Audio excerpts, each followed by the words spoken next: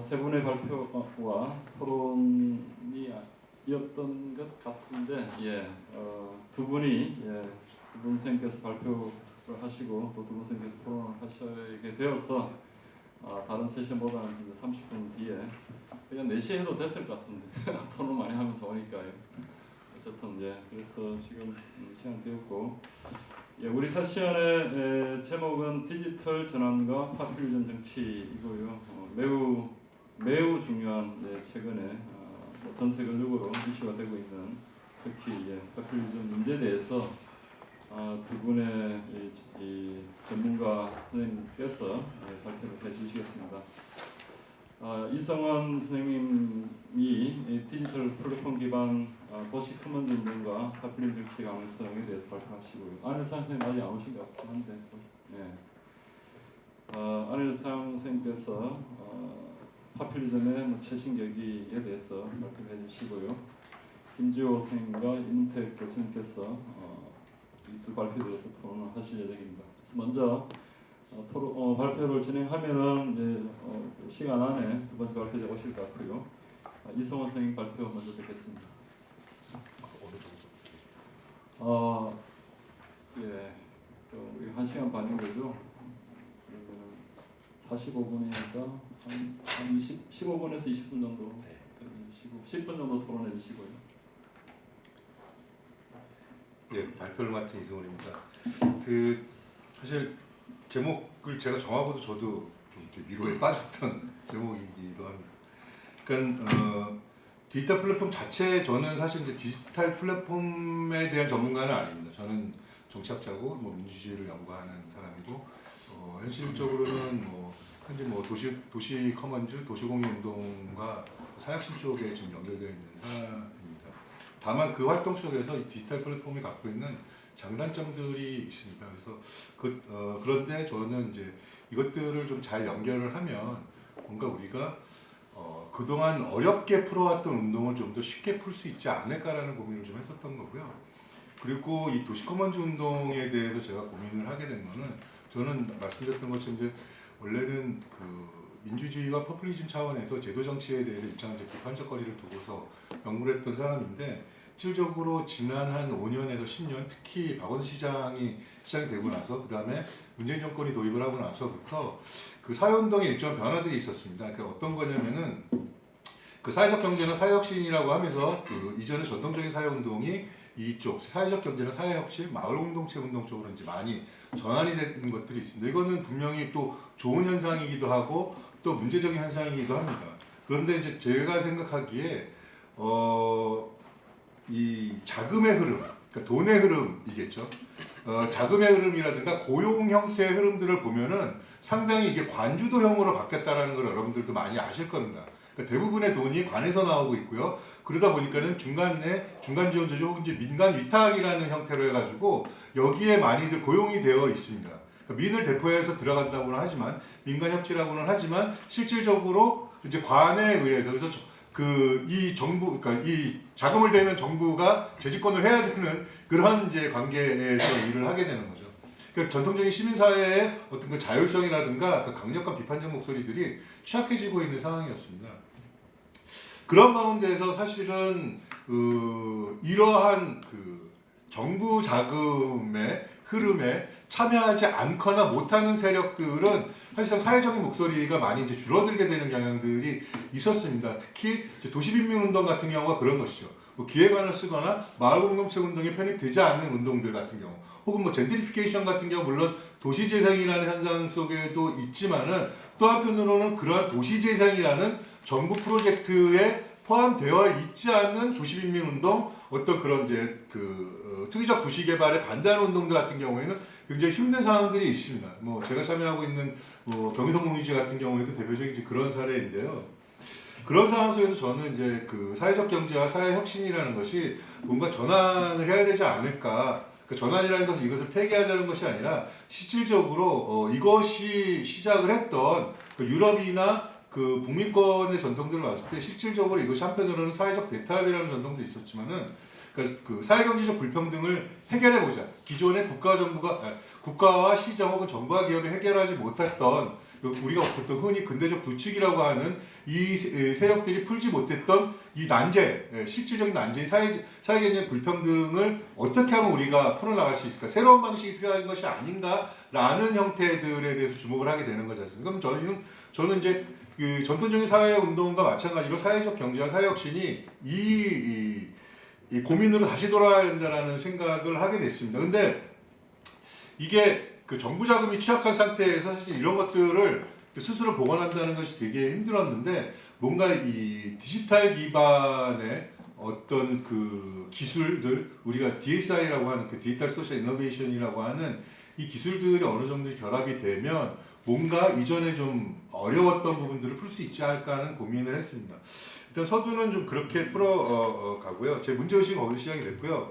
그래서 제가 정의한 거는 디지털 플랫폼 기반 도시 커먼즈 운동이란 디지털 사회혁신을 수단으로 시민들의 정치 역량을 향상시켜서 대의제 정치와 사적 소유권에 기반을 둔 근대국가가 해결하지 못한 채 악화일로에 빠져있는 사회적 불평등과 차별의 문제를 탈근대적인 도시 커먼즈의 관점에서 해결해 보고자 하는 운동이라 할 수 있다라고 정의를 했습니다. 이제 커먼즈라는 말 자체가 전근대적이기도 하지만 이 소위 말하는 이제 그 당시에는 토지였죠. 여기에 대한 인클로저 운동으로부터 시작돼서 거기서부터 소위 말해서 이 배제된 노동, 실업 노동들이 생겨났고 이것을 기반으로 자본주의가 본원적 축적이 시작이 되는 거 아니겠습니까? 그러니까 이런 거를 봤을 때 커먼즈가 전 근대적이고 전 자본주의적인 것도 있지만은 실질적으로 이 사적 소유권의 경계를 넘어선다라는 측면에서는 탈자본주의적인 것들로 갈 수 있습니다. 그래서 여기서 하나 짚고 넘어가야 될 것은 그 전통적인 커먼즈 같은 경우에는 저도 뭐 올 초에 논문 하나 쓸 때 그걸 좀 구분을 했는데요. 전통적인 커먼즈는 주로 이제 물적 커먼즈, 물적 자원들. 그래서 우리가 보통 이 커먼 리소스 풀이라고 하는 공동 관리 자원이라는 거에 이제 집중을 하게 됩니다. 그러니까 이제 새로운 커먼즈라고 했을 때는 그 물적 자원을 넘어서서 비물질적인 부분들까지도 같이 가게 되는 것이죠. 뭐 기술이라든가 관계망이라든가 그리고 이제 규범들까지도 공동체까지도 그 공동체가 그 절체를 규정하는 그 행위 자체도 이제 우리가 커먼즈라고 보고 있고 그것들에 기여하고 있는 다양한 기술 기반 작동들 자체도 우리가 이제 커먼즈라고 보고 있습니다. 그래서 우리가 커먼 리소스 풀이라고도 하고 있고 커먼이라고도 하고 커먼즈라고도 하고 우리말로는 뭐 여러 가지 형태의 번역들이 있는데 일단 저는 커먼즈라는 개념으로 좀 국한을 했습니다. 이 커먼즈가 지금 말씀드렸던 것처럼 자원 플러스 규범과 그 규범을 정하는 행위 그리고 그 행위가 작동하는 공동체를 포함하기 때문에 사실상 이것은 저는 정치 그 자체라고 생각을 합니다. 그래서 저는 여기서 그 도시 커먼즈 운동이라고 했을 때에는 기존의 제도 정치가 있고 의회 정치가 있는데 이것들의 어떤 그 보완적인 상호 보완을 하는 작용으로서 우리가 보통 전통적으로 제1섹터, 제2섹터, 제3섹터 나누지 않습니까? 저는 사실은 그 경계가 이미 허물어졌다고 보고 있는 건데요. 이제 국가 이 제도 정치, 뭐 시민사회, 그다음에 뭐 제3섹터 이렇게 가는 것들이 아니라 이제는 운동 자체가 정치로서 다시 복원이 돼야 된다는 생각을 하고 있습니다. 그리고 그 운동이라고 해서 저는 여기에는 뒷부분에 좀 쓰긴 했지만은 보통 정치라는 것은 그 희소적인 자원에 대한 권위적인 분배라고 우리가 간단하게 정의를 합니다. 그 사회도 마찬가지로 자원을 둘러싼 어떤 관계적 행위라고 볼 수가 있는 거겠죠. 그렇다면 우리에게 자원은 무엇인가라는 질문을 우리가 항상 해야 되는 것 같아요.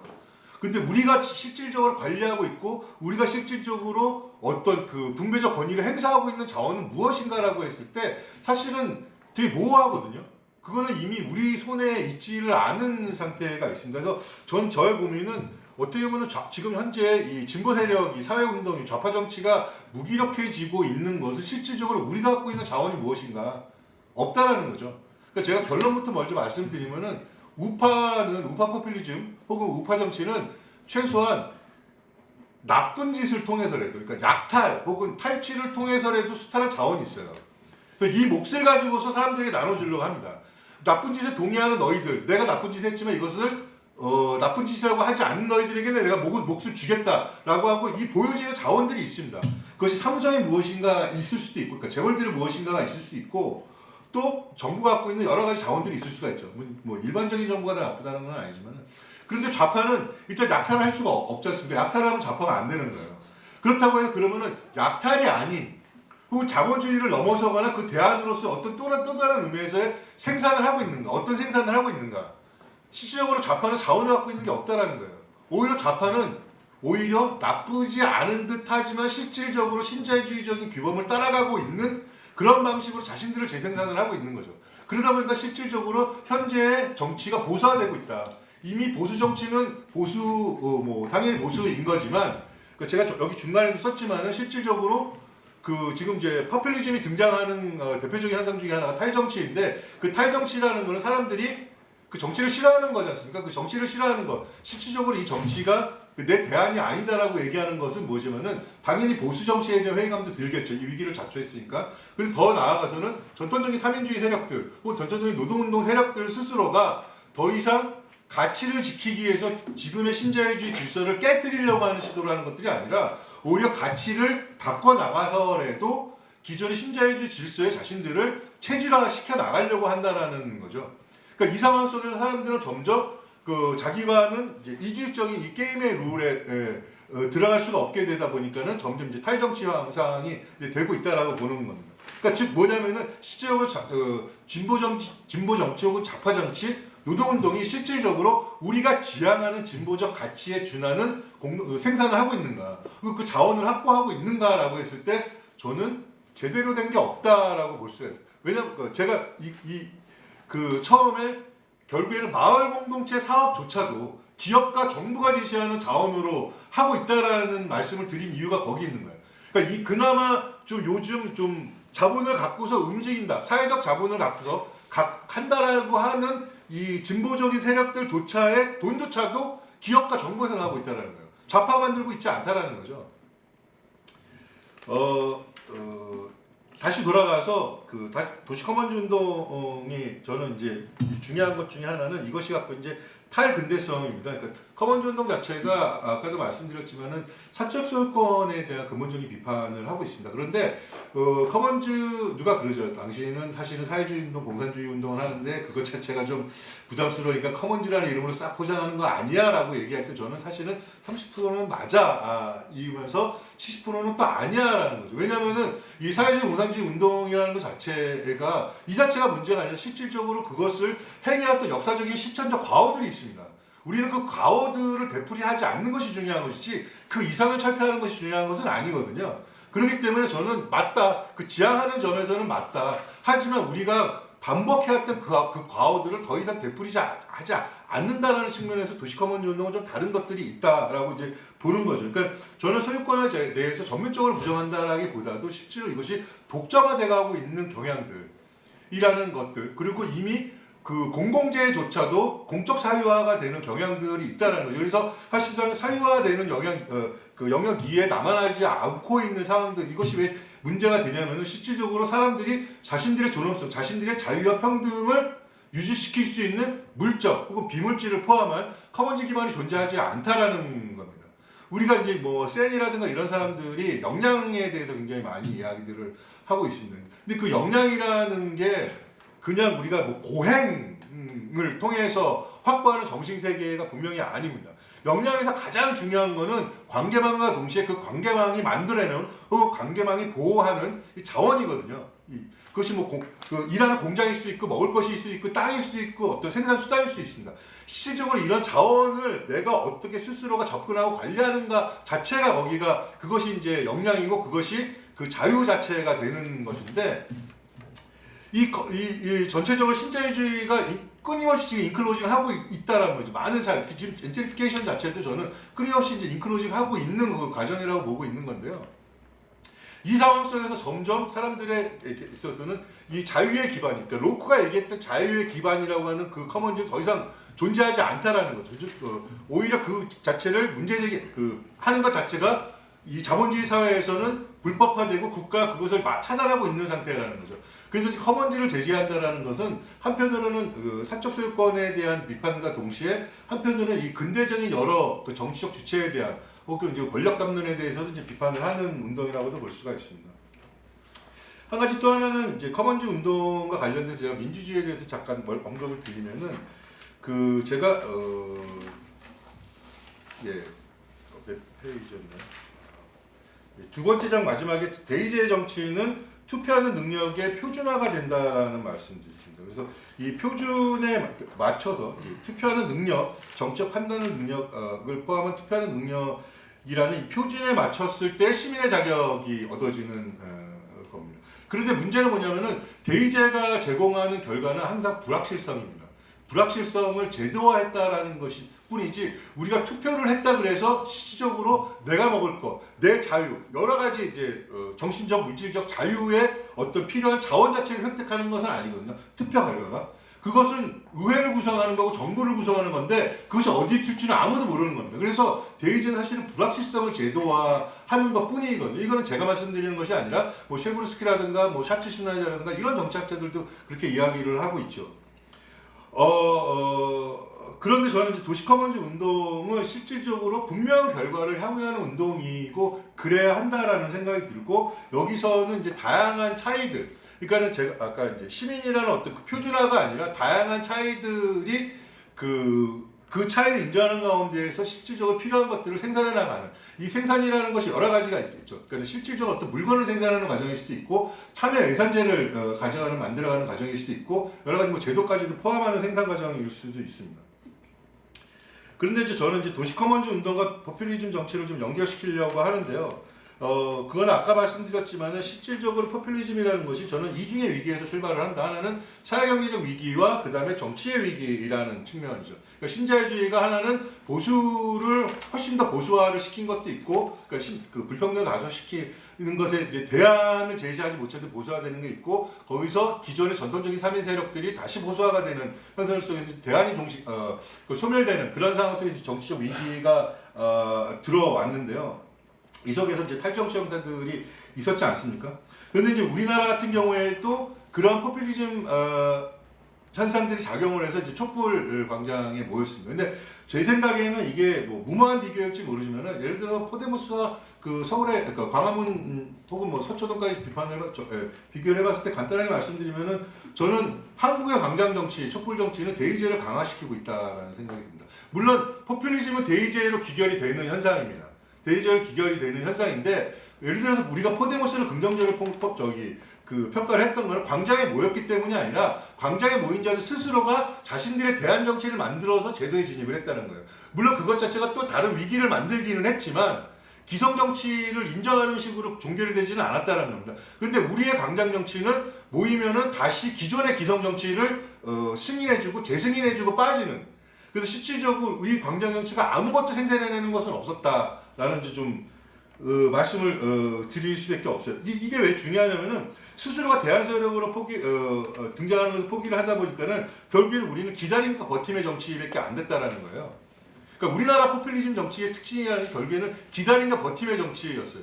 그러니까 저항하고 시위하고 그러다가 하지만은 그 결과 자체는 불확실성만 만들어내고 삶은 알아서 버티고 이런 식인 거죠. 그러니까 청년들이 죽든 젠트리피케이션이 되든 우리가 만들어내는 정치적 결과 그것을 배보상해주고 있지는 않다라는 그런 한계들이 있습니다. 그래서 저는 이 포퓰리즘적인 현상, 정치 현상들이 나타났는데 저는 이것을 정치의 원형이라고 보거든요. 저는 처음부터 좌파 포퓰리즘도 없고 저는 처음부터 우파 포퓰리즘도 없다고 봅니다. 포퓰리즘적인 현상들이 있습니다. 기존의 기성정치의 균열로서 이런 정치적인 현상들이 있는데 이것이 어떤 담론과 결합이 됐는가에 따라서 좌파냐 우파냐로 갈 수밖에 없겠죠. 그리고 기존의 기성정치 질서와 어떤 절차 자체에 대한 사람들의 불신이 있기 때문에 그 불신을 대체할 수 있는 것은 인간적인 카리스마밖에 없는 거지 않습니까? 그 카리스마가 어떤 고를 갖고 있는가에 따라서 좌우로 나눠질 텐데 그 좌우조차가 또다시 아무런 결과물도 만들어내지 않는 그런 대의제로 귀결되는 현상들을 보여지는 거죠. 그래서 저는 이것들을 어떻게 하면은 좀 극복해 볼 수 있을까라고 생각을 했을 때 아까 말씀드렸던 왜 그럴까? 왜 사람들은 포퓰리즘 현상으로 빨려 들어가는 듯 하지만은 우파로 막 몰려가기도 하고 좌파이나 좀 좌파는 또 분열이 되기도 하고 뭔가 새로운 정치로 가지 못하는가 했을 때 아까 처음에 말씀드렸던 것처럼 결국에는 우리 스스로 만들어내는 자원이 없었던 것은 아닌가라는 생각이 들었습니다. 교회가 잘 되는 이유가 헌금을 해서잖아요. 그러기 때문에 저는 이제 사실 짧은 결론을 말씀을 드리겠습니다. 그래서 맨 마지막에 좀 나와 있는데요. 좌파는 사람들을 자신들에게로 불러모을 제대로 된 자원이 없었던 것이 문제라고 할 수 있다. 여기서 좌파 포퓰리즘이 도시 커먼즈에 연결되는 지점이다. 이 공동 생산이 과거에 비해 상대적으로 수월해지고 이것이 생산의 거점으로서의 마을 도시 지역이 서로 연결하면서 더 안정된 도시 커먼즈 공동 생산 시스템을 구축할 수 있는 것은 바로 디지털 플랫폼을 기반으로 하는 동료와 협력 기반 생산 양식이 빠르게 확산되고 있기 때문이다. 그러면서 제가 이제 몇 가지 사례를 소개시켜 드려야 되는데, 하나는 이제 지금의 이제 여러 가지 도시 제조업들이 자발적으로 일어나고 있습니다. 이것이 갖고 있는 자기복제적인 이제 기능들이 있고요. 이것들과 기존의 마을들이 좀 결합하면 어떨까라는 좀 시도를 해봤습니다. 그런 자립도시라든가 혹은 참여예산이라든가 정보공개, 지식공유 같은 것들이 사실은 정부가 그래서 여기서 저도 고민이죠. 이 정부가 그럼 대척점을 걸 것인가? 혹은 정부가 최대한 이러한 어떤 커먼즈 운동에 결합할 수 있도록 우리가 또 다른 이제 시민사회적인 저항이라든가 압박들을 어떻게 해낼 것인가에 대한 거 저는 후자라고 생각을 하고 있고요. 어떻게든 간에 이 공공 정보라든가 어떤 공적인 어떤 그 기반의 자원들 이런 것들을 가지고서 뭔가 이 정부도 그러니까 때로는 이제 정부와 맞서 싸우기도 하지만 그러니까 정부와 시민과 우리가 뭔가 이렇게 새로운 어떤 거버넌스 혹은 이제 파트너십을 좀 만들어야 된다는 생각이 들고 그 중에서 가장 중요한 것 중에 하나는 우리가 공동의 전환 시나리오를 같이 만들 필요가 있지 않을까. 좀 시간이 없을 때 여기까지만 말씀드리고 토론을 통해서 좀 이어가도록 하겠습니다. 감사합니다. 예, 굉장히 열정적인 발표로 들었고요. 이어서 토론 김조생께서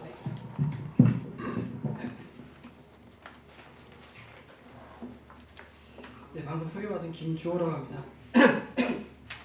몇 년 전부터 국내에서도 포퓰리즘에 대한 논의가 활발해지기 시작한 것 같은데요. 그럼에도 불구하고 한국에서 포퓰리즘에 관한 숙적 논의를 할 수 있는 자리가 많지 않은 것 같습니다.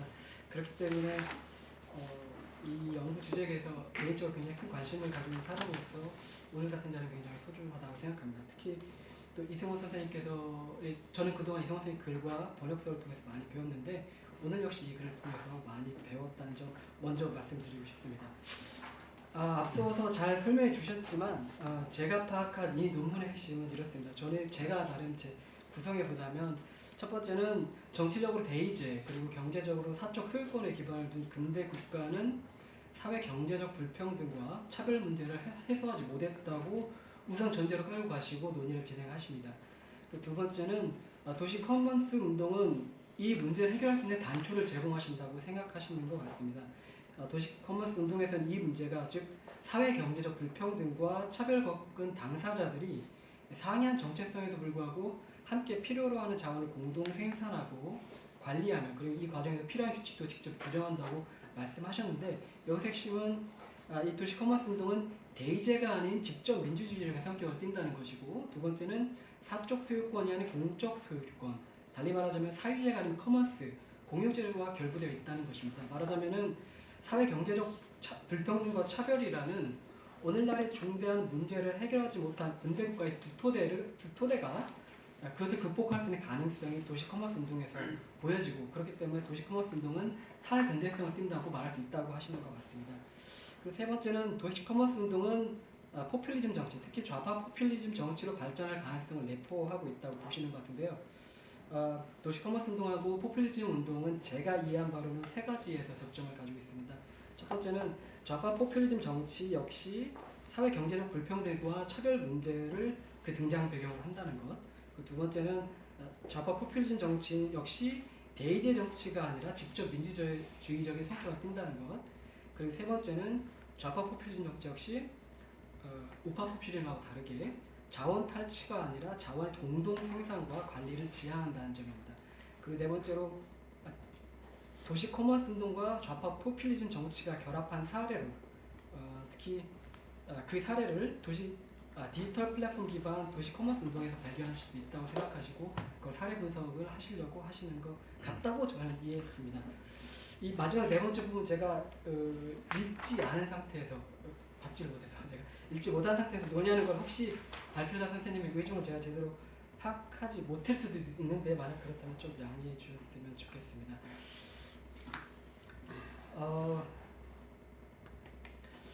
뭐 아까 앞선 첫 번째 정치 세션에서 이 자리에서도 그런 말씀 드렸는데 저는 기본적으로 약간 좀 무비판적이라서 처음에 텍스트 읽을 때 굉장히 재밌게 읽었습니다.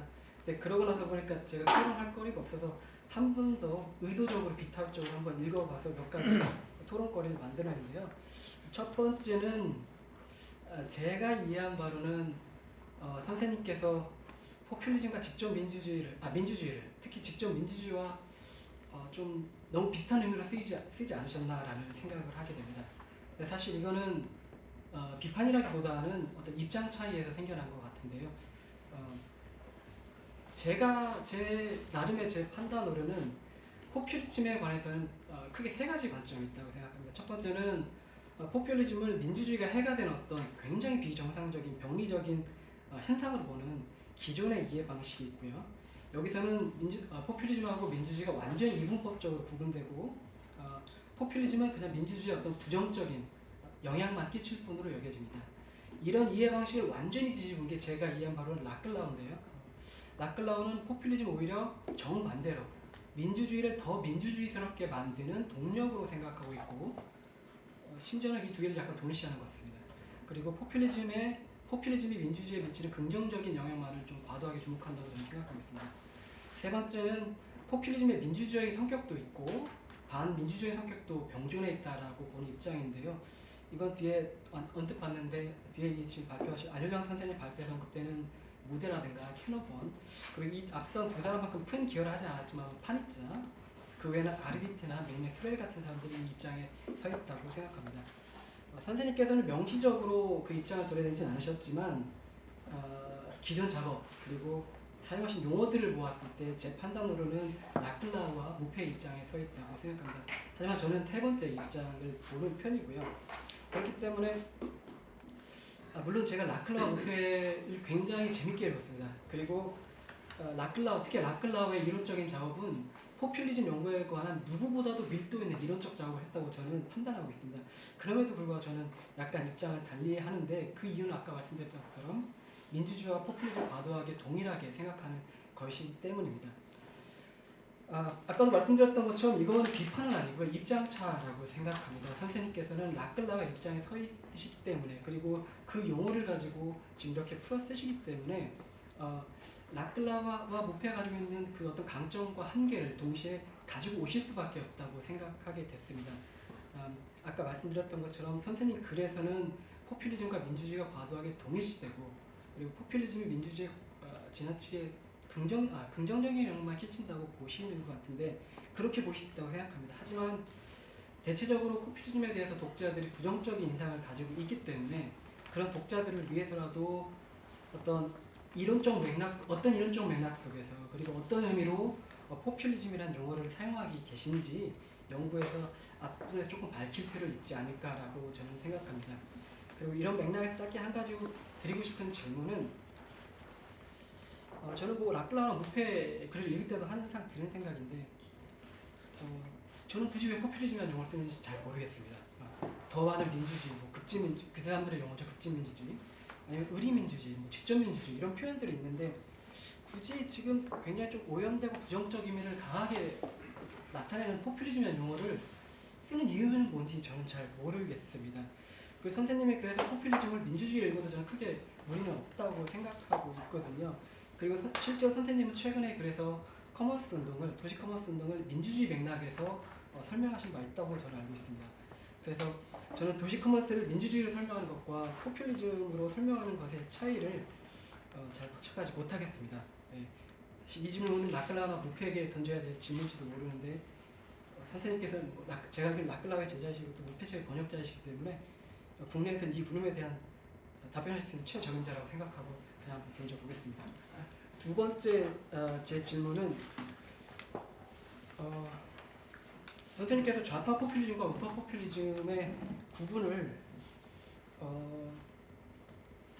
너무 좌파 포퓰리즘의 입장에서 하시는 건 아닌가라는 생각을 하게 됩니다. 선생님께서는 우파 포퓰리즘은 자원 탈취와 사회 경제적 불평등하고 차별에 기반하는 데 반해서 우파 포퓰리즘 그렇죠. 좌파 포퓰리즘은 자원의 공동 생산과 관리 그리고 사회 경제적 불평등과 차별 반대한다고 얘기하셨는데 제 생각으로는 좌파 포퓰리즘은 이 기준으로 규정이 될 수 있을 거라고 생각합니다. 제가 명확하게 연밀하게 보진 않았지만 하지만 우파 포퓰리즘을 이런 기준으로 정의하기 좀 무리라고 생각합니다. 저는 개인적으로 우파 포퓰리즘 넘어가서 포퓰리즘 자체를 우파 포퓰리즘과 좌파 포퓰리즘을 구분하는 데 있어서 경제적 측면을 고려한다는 것은 조금 그것은 좀 반대하는 편입니다. 왜냐하면 우파 포퓰리즘의 핵심적 특성이 사회 경제적 불평등과 차별을 용인하는 거라고 그리고 또 친자본주의적이고 자유시장주의적인 성격이라고 규정하게 된다면 오늘날 저희가 볼 수 있는 유럽, 특히 유럽의 우파 포퓰리즘을 제대로 이해할 수가 없습니다. 왜냐하면은 분명히 유럽에 있는 우파 포퓰리즘 중에서 시장주의적인 성향을 띠는 포퓰리즘들이 있습니다. 독일의 대한당이라든가 오스트리아의 자유당 같은 쪽이 그런 입장을 강하게 띠고 있고요. 하지만 반면에 정반대로 자유시장주의에 반대하는 입장들도 있습니다. 과거에 그렇지 않았지만 최근에 프랑스의 국민연합, 과거에 이런 국민전선이죠. 르펜이 이끄는 그 정당 같은 경우는 오히려 복지랑 재분배를 더 얘기하고 보호무역주의 등을 얘기합니다. 저는 오히려 우파 포퓰리즘은 경제적인 기준이라보다는 우파의 전통적인 가치인 민족주의를 가지고 이 민족주의가 과도하게 강조돼서 이민자라든가 이런 이슬람주의를 좀 배격하는 그런 특성으로 설명할 필요가 더 있다고 생각합니다. 그리고 세 번째는 제 추정하기로 선생님께서 라클라우 입장에서 기반해서 얘기하시는 전제하고 드리는 질문인데요. 선생님께서 도시 커머스 운동은 다양성과 차이를 인정하면서 등가적으로 연결된다고 얘기하셨는데 저는 그게 가능한지 약간 의문입니다. 왜냐하면은 라클라우에 따르면 등가 사슬이라는 것, 이것은 기존 체제 하에서 수용되지 않은 다양한 사회적 요구들이 다른 요구들과 결합되는 건데 이 결합되는 과정에서 필연적으로 다양한 요구들 간의 차이는 희석되고 공통성만, 그러니까 최소 공배수처럼 이 공통성만 같이 모여지게 돼 있거든요. 그래서 가령 소수자 운동이라고 하면 뭐 LGBT 운동이라든가 아니면은 여성 운동이라든가 이주자 운동이 각각의 정체성을 얘기하기보다는 그건 약간 누그러뜨리고 소수자 운동이라는 걸로 결합하는 것처럼 이렇게 되는데 이 도시 커머스 운동에서 다양성과 차이가 지워지지 않으면서 서로 등가적으로 연결된다는 게 저는 잘 이해가 되지 않았고요. 그리고 선생님께서는 아까 첫 번째 질문과 좀 연결되는데 포퓰리즘하고 직접 민주주의를 좀 많이 유사하게 사용하시는 것 같은데 저는 라클라우가 포퓰리즘 이런 의미로 사용했다고는 사용은 잠깐 약간 의문시가 됩니다. 왜냐하면은 라클라우도 대의제 대표성 이런 걸 얘기했었고 정치 지도자라는 것은 인민의 어떤 사회적 요구들을 응집시키는 어떤 화신과 같은 건데 직접 민주주의로 바로 이렇게 이해할 수 있는지도 이것도 저거 잘 모르겠습니다. 선생님께서 더 잘 아시겠지만 좀 말이 길어지는데 마지막으로 짧게 한마디만 더 하자면 커머스 운동은 대의 민주주의와 대립적이고 직접 민주주의와 친화성을 띈다고 기본적으로 전제를 하시는 것 같은데 이 두 개를 너무 과하게 대립적으로 보시는 건 아닐까라는 저는 생각을 하게 됐습니다. 저는 제 기준으로는 민주주의가 거래의 민주주의와 국회의 민주주의로 나눌 수 있을 것 같은데 운동으로서의 민주주의와 제도로서의 민주주의겠죠. 하지만 이 두 개가 어느 정도 대립적인 성격을 띠고 있지만 저는 이 두 개가 같이 가는 거라고 생각하고 있거든요. 근데 커머스 운동이 만약에 제도화되는 것을 거부하고 다시 운동으로서만 존재한다면 그 요구들이 그냥 단기간에 휘발되고 별다른 동력을 받지 못할 것 같거든요. 제 입장으로는 커머스 운동의 성공을 위해서라도 어느 정도 제도화될 필요가 있지 않을까 뭐 그런 생각을 했습니다. 여기까지입니다. 예, 감사합니다. 한 세 가지 정도 파퓰리즘 개념 문제 그리고 도시 커머스 운동의 안에서의 다양성 문제 그리고 세 번째 기억이 안 나는데 어쨌든 질문하셨고요. 5분 안으로 좀 대답해 주시고 5분 동안 또 플로에서 또 질문과 코멘트 있을 수 있을까요? 감사합니다. 아니, 너무 좋은 토론을 해주셔서 너무 감사드립니다. 일단 저는 그렇습니다. 직접 민주주의와 대의제의 차이가 무엇일까에 대해서 이제 먼저 고민을 해봐야 될 것 같습니다. 그러니까 우리가 보통 이제 대의제와 직접 민주주의 차이를 나 대신 정치하는 것. 그럼 이제 우리가 내가 직접 정치하는 건 무엇인가? 직접 내가 투표에 그 모든 의사결정 자리에 참여하는 것인가 아닌가로 봐야 되는가가 있는 것 같아요. 근데 그리고 그 참여 형태는 무엇인가? 내가 직접 투표장에 가는 것만이 참여 형태인 것인가? 그러니까 어떤 거냐면 저는 그래서 자원이라는 개념을 좀 보고 싶었던 겁니다. 그러니까 우리가 직접 관리하고 있는 자원은 무엇인가? 그러니까 그래서 저는 불확실성을 결정하는 데에 참여하고 있는 것인가? 어떤 확실한 것, 그 결정 자체가 내가 직접 참여하고 있지 않더라도 그 결정된 것 자체의 결과가 나에게 직접 제공이 되는 그 무엇인가? 저는 여기서 약간 그것들, 그 직접성과 대의성을 좀 찾아볼 필요가 있을 것 같습니다. 왜냐하면은 저는 그 기존의 자본주의 그리고 신자유주의가 만들어낸 가장 나쁜 짓 중에 하나가 그 정치와 경제를 분리시키는 것, 그 물질과 비물질을 분리시키는 것, 그리고 그 대의제와 직접 민주주의라는 이 애매한 그 이분법적 경계들을 계속 만들어냈다라는 것입니다. 사실은 그런 것들이 굉장히 구분이 안 되는 것인데 왜 이 말씀을 드리냐면은 아까 그 포퓰리즘이 직접 민주주의가 동일하다고 보는가라고 했을 때 사실은 그렇지는 않습니다. 왜냐하면은 그 라클라우와 무페, 특히 이제 무페 같은 경우 좌파 포퓰리즘에 의해서도 결국에는 여전히 그 대의제를 강조를 하는 거죠. 대의제를 강조를 하고는 있습니다. 근데 그 대의제가, 그러니까 제 개인적으로 라클라우, 특히 이제 라클라우 같은 경우에 그 라클라우의 그 급진민주주의 핵심은 반전체주의거든요. 그러니까 전체주의에 맞서 싸우는 것이 그 사람의 저는 핵심이라고 보는 것입니다. 어떤 것이든 간에 그것이 특정한 구성적 질서를 차지하고 있을 때 그것의 외부를 우리가 끊임없이 인정하면서 확장되거나 재구성되는 그 자체가 급진민주주의인 것이지 어떤 그 질서가 딱 만들어졌는데 그 안에 있는 메커니즘 혹은 그 엔지니어링 자체가 급진민주주의는 아니거든요. 그때는 항상 경계가 재구성되는 그 과정, 그러니까 외부와 내부. 그래서 어떤 좌파 포퓰리즘의 핵심은 그래서 우리가 어떤 특정한 담론을 만들거나 제도를 만들었을 때 좌파와 우파의 차이는 이것이 만들어내는 결과가 우파의 경우에는 우리에게 얼만큼 중요한가, 우리에게 얼마나 이익이 되는가를 사고하고 있다면 좌파의 경우에는 이렇게 만들어진 제도와 담론이 만들어낸 결과물이 를 향유하는 데 있어서 배제자들은 누구인가를 질문을 하는 거거든요. 그러니까 우리에게 얼마나 이익이 되는가, 혹은 이 과정 속에서 배제된 자들은 누구인가를 끊임없이 질문하는 것 자체가 저는 좌파 우파에 큰 차이가 있다고 봅니다. 그렇기 때문에 처음 출발, 그러니까 사회경제적인 불평등에 대해서 불만을 갖는 것 자체에 대해서는 저는 똑같이 가져가고 있고 기성질서에 대한 불만도 똑같이 가고 있다고 봅니다. 저는 태극기 부대의 할머니 할아버지들이 갖고 있는 불만과 우리가 갖고 있는 불만이 차이가 없다고 봐요. 큰 어떤 의미에서는. 근데 그것이 어떤 담론적인 구조 속에서 접합이 됐는가인 거거든요. 거기에 우리는 누구인가?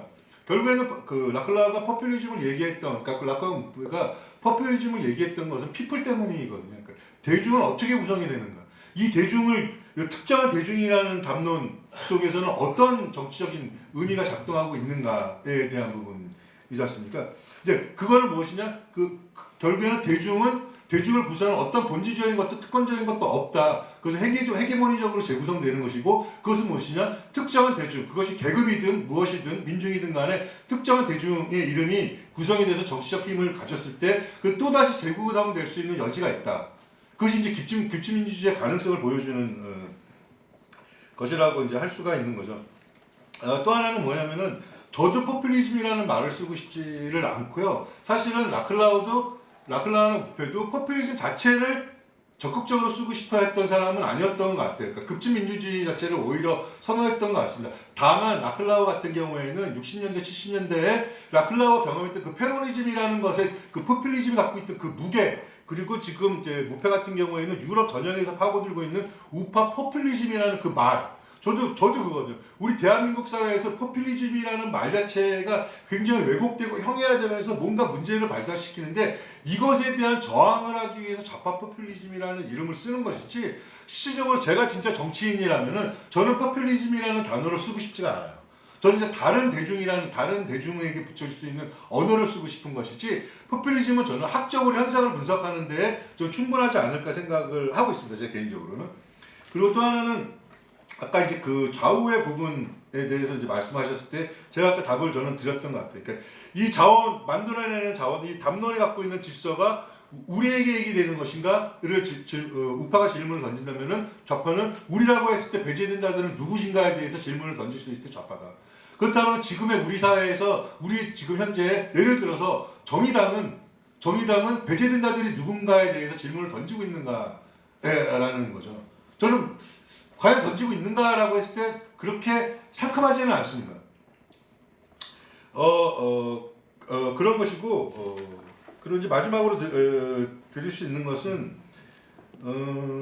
그 커먼즈 운동 맞습니다. 그러니까 저는 사실 이제 저는 이제 민주주의 전공자인데 민주주의를 저는 그래서 끊임없이 그 전복하고 노동하는 그 힘 자체, 그러니까 구성적 질서로 가고자 하는 것과 그다음 그것을 전복시키려고 하는 것, 이 두 사이를 진동을 하는 것이 민주주의이지 특정한 어떤 것이 민주주의는 아니다. 왜냐하면 구성적 질서에 딱 고정이 되는 순간 우리는 전체주의로 빠져버릴 수밖에 없는 것이고 전복적인 논리 속에 빠져버릴 때 우리는 사실은 굉장히 그러니까 정치가 불가능한 혼란의 늪에 빠질 수밖에 없다라는 것이죠.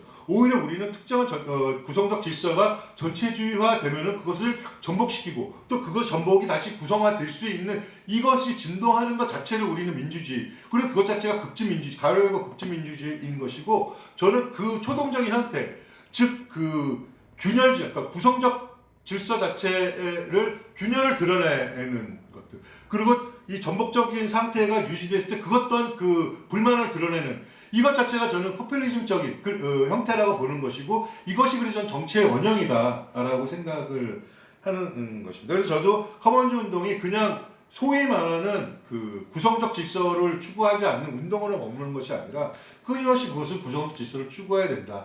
다만 이것 또한 라플라르 목표도 그런 이야기, 우리는 그렇지 않습니까?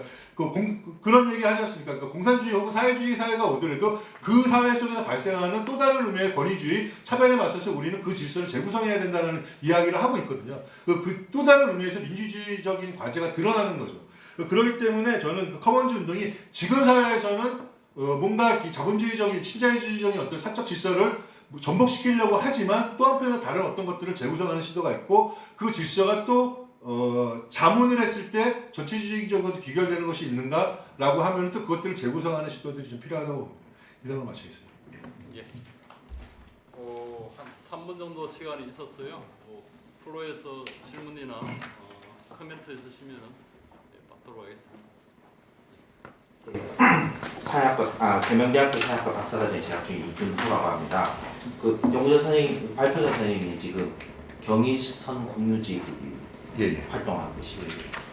그래서 그거 관련돼서 그래서 제가 그걸 멀리서 이렇게 봤을 때 2010년대에 그 두리반 철거 반대 운동부터 해가지고 그런 마포라는 그런 어떤 지리적인 공간적인 특성, 왜냐하면 홍대 앞이라는 예술가들이 또 모여 있고, 그래서 이후에 뭐 마포 파티 뭐 이러면서 풀뿌리 정당 운동 뭐 이런 것도 했었고, 굉장히 젊은 활동가들이 모여서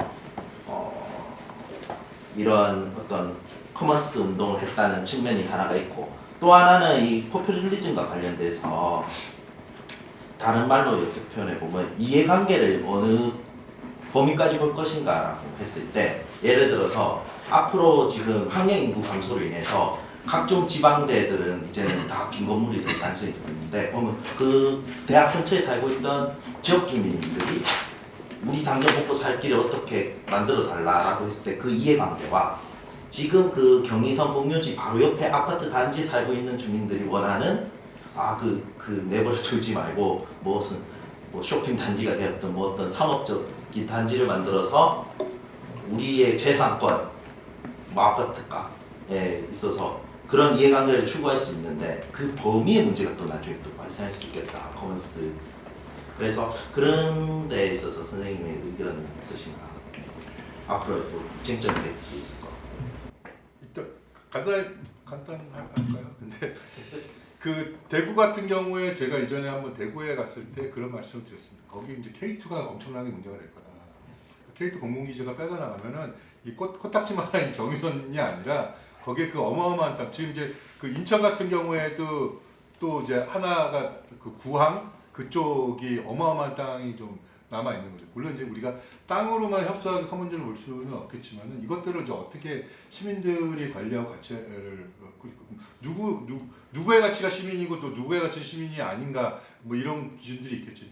경의선 공유지 같은 경우도 그렇고 그 커먼즈를 정의할 때 그 참여하는 주민 이용자들, 그러니까 우리가 보통 이제 피어 유저라고 하는 동료 사용자 혹은 뭐 시민이라고 하는 이 범위를 어떻게 정하는가에 대해서 고민이 많습니다. 예를 들어서 경의선 공유지에 누군가가 와가지고 딱 점유를 하고 본인들도 뭐 농성을 하고 뭐 다른 목적으로 사용하겠다고 했을 때 이거를 쫓아낼 권리가 기존 사용자들에게 있는가라고 했을 때 사실은 그게 논란의 대상이 되고 있거든요. 다만 우리는 그런 이야기들을 하고 있습니다. 그러니까 그 다른 사람들과 그 공정 가능한 룰을 만들고 있는가에 대한 부분입니다. 그러니까 아무나 누구나가 쓸 수는 있지만 그것이 타인에게 피해를 주고 있는가, 그건 일정한 규칙을 만들고 있는가, 공동의 규칙을 만들고 있는가의 차이인 것 같아요. 그러니까 공동의 규칙에 참여하는 사람들이 저는 범위인 것 같아요. 근데 항상 갈등은 뭐냐면은 그러한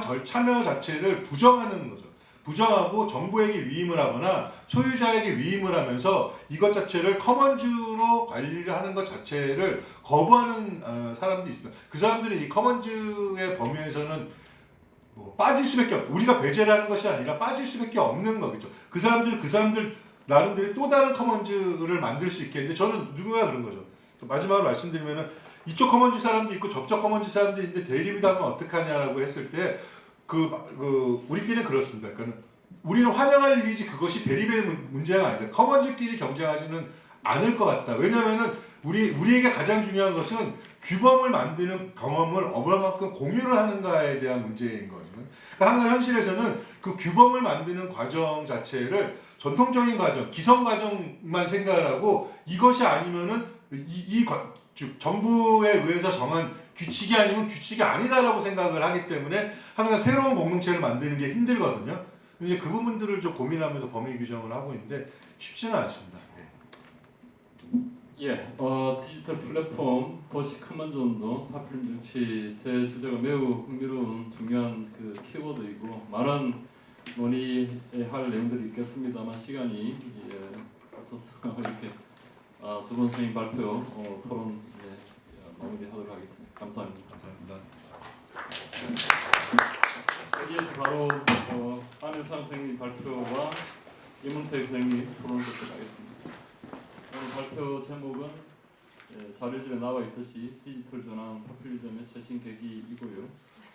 안효상 선생님은 정치경제연구소 대안에서 기본소득을 포함해서 글로벌한 차원에서의 정치 경제적인 이슈들에 대해서 연구를 하고 있는 매우 흥미로운 한국 사회 독립연구자 집단이라고 할 수 있는 대한연구소에서 중요한 작업들을 하고 계시고요. 그 중에 한 결과물을 오늘 발표를 해주시겠습니다. 준비가 됐으면 바로 시작하겠습니다.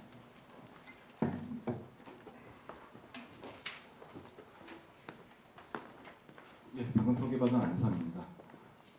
먼저 어쨌든 제 생각을 진전시킬 수 있도록 어쨌든 자극해 주시고 같이 이야기를 나눌 수 있게 해주셔서 감사하고요. 홍성재 선생님한테 감사드립니다.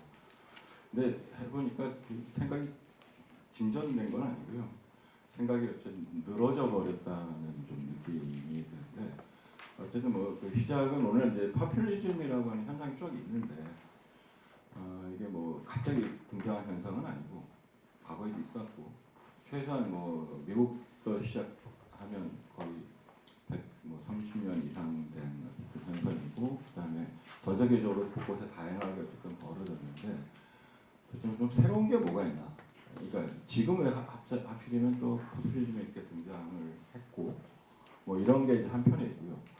그래서 그걸 어쨌든 앞에 발표하실 때 이제 포인트 선언하고 해서 이른바 포퓰리즘의 위상이라고 할까요? 이제 이 문제가 있는데 그럼 포퓰리즘은 어쩌다 하나 이제 체제라고 말하기는 어려울 것 같고 그래서 이제 등장했다가 사라졌다 등장했다 사라졌다 할 텐데 그러면 지금 나타나는 포퓰리즘 현상은 어떤 형식으로 사라질 거냐?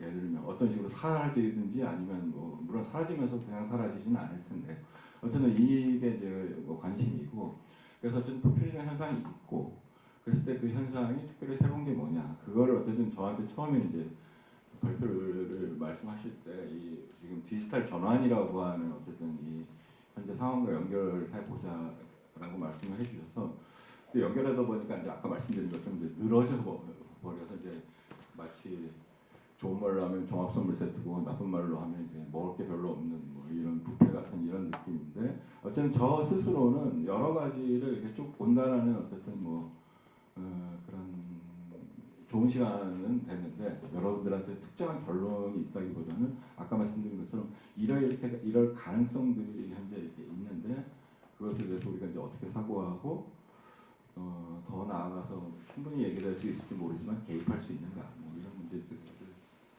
말씀드려 보겠습니다. 뭐 한 4가지 정도고요.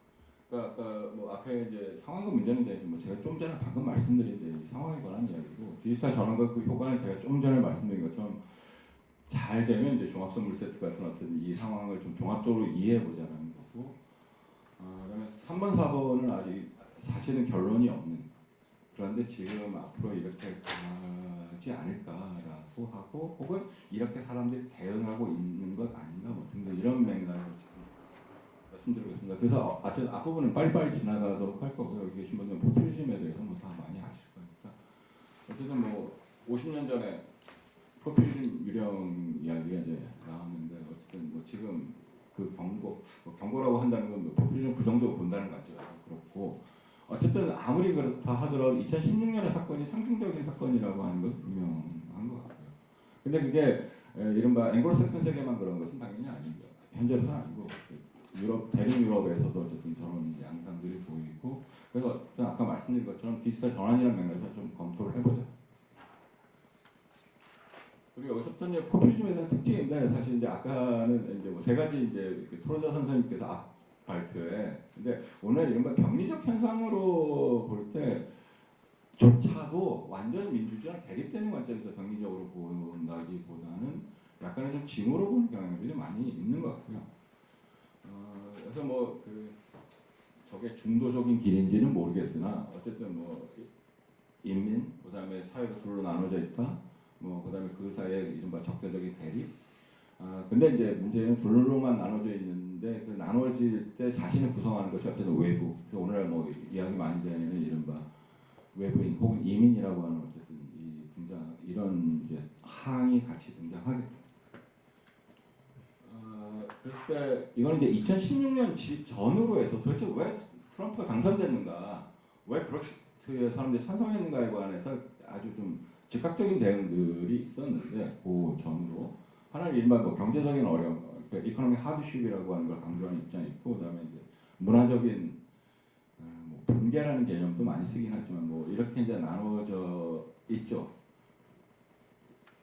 근데 사실은 이 2가지가 꼭 개입된다고 보기는 어려운 게 어쨌든 뭐 경제와 문화가 층위도 다르고 시간적인 영향을 미치게 다르고 그다음에 경제적 어려움이 문화적인 어떤 정체성으로 전이될 수도 있는 뭐 이런 상황이 있고 그러면서 뭐 최근에는 좀 더 긴 시각에서 어쨌든 오늘날의 포퓰리즘을 이제 보려고 하는 이런 시도들도 있습니다.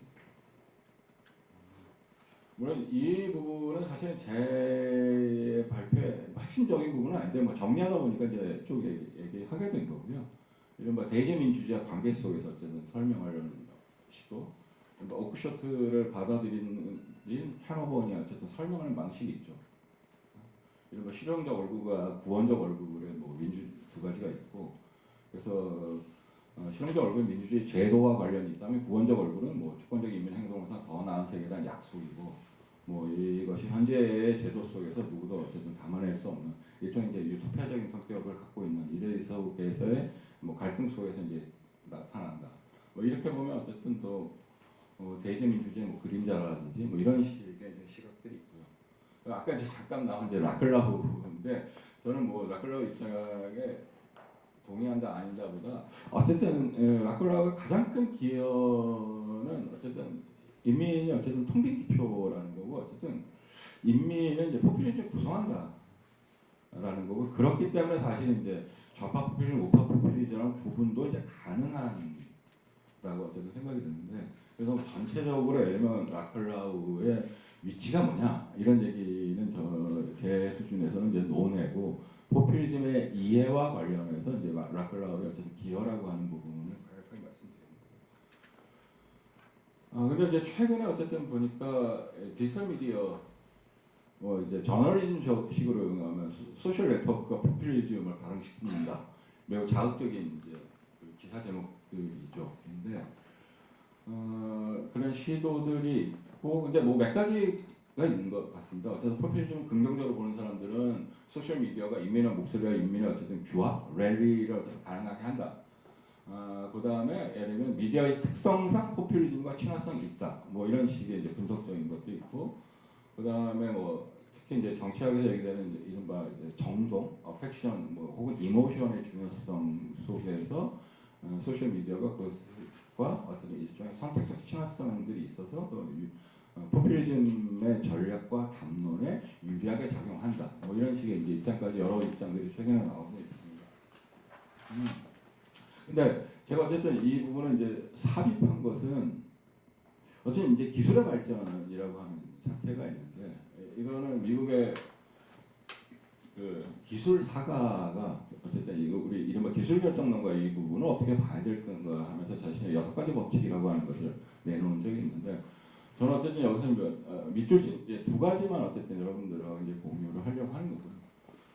되게 어려운 말이긴 한데요. 좋지도 나쁘지도 않다까지 하면 아무 문제가 없었을 텐데, 중립적이지도 않다까지 이제 얘기를 했고, 그다음에 네 번째는 기술은 많은 공적인 쟁점에서 주요한 요소이지만 비기술적 요인이 기술 정책 결정에서 뭐 우위를 정한다.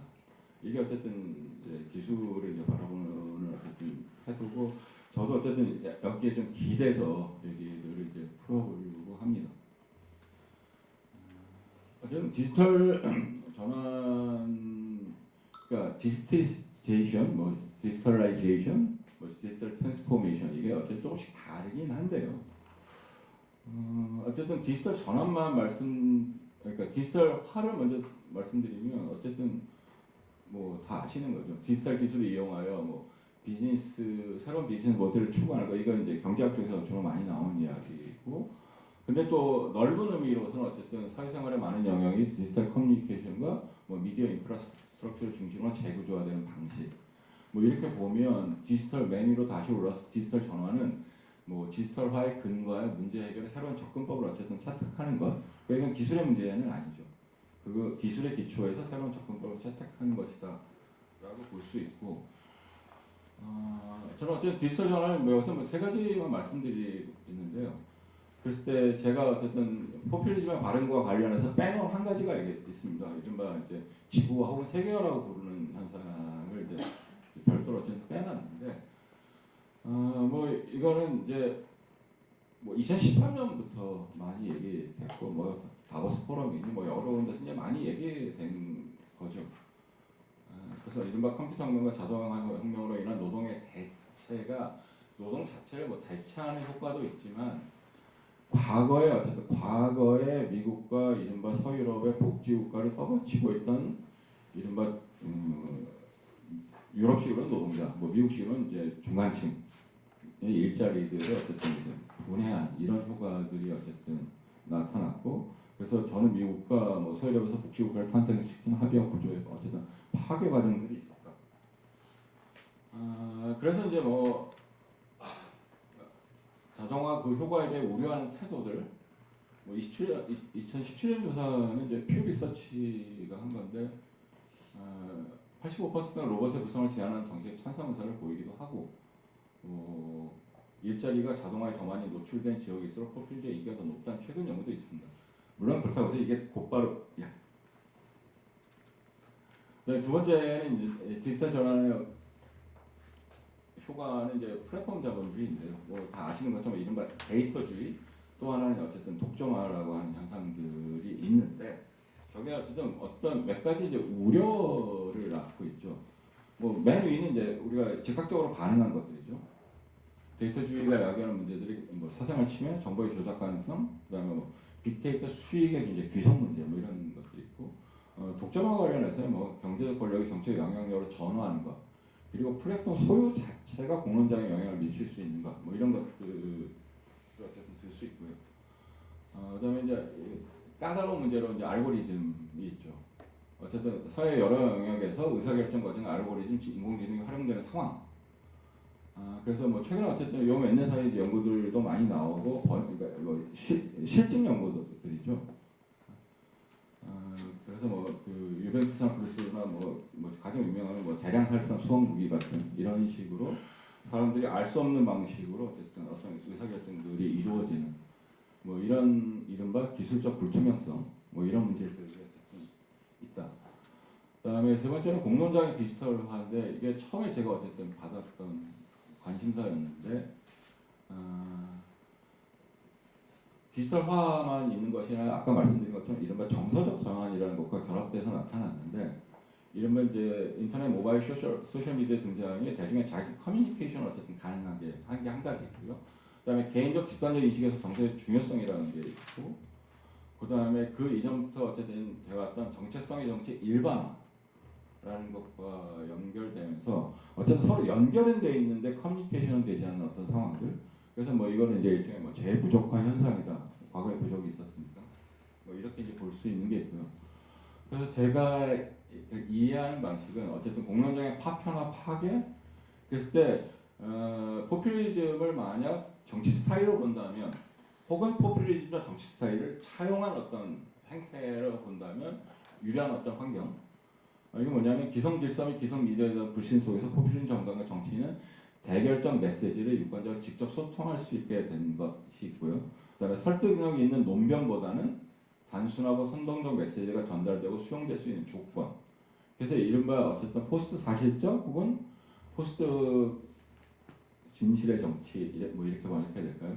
이게 포퓰리즘의 원인이기도 하고 결과이기도 합니다. 서로 이제 앞뒤로 같이 가는 이런 현상들이 나타나고 있다라는 거고요. 그래서 이게 처음에 제가 말씀드린 오늘날 포퓰리즘 2.0이라는 표현은 이제 이탈리아 학자 리벨리가 쓴 표현을 이제 빌려온 것인데 세 가지 점에서 어쨌든 좀 약간 다르거나 새로운데 어쨌든 과거의 포퓰리즘 예를 들면 미국의 뭐 어쨌든 시작이 됐던 이제 민중당 이런 경우에는 포함되지 않는 자들이 우리도 포함시켜달라 뭐 이런 거였다는 의미에서 유아기적인 질환이었다면 오늘날 포퓰리즘은 뭐 노인성 질환 어쨌든 일정하게 지나간 그래서 오죽하면 어쨌든 포함됐던 자들의 뭐 반발 이렇게 말하기도 하고요.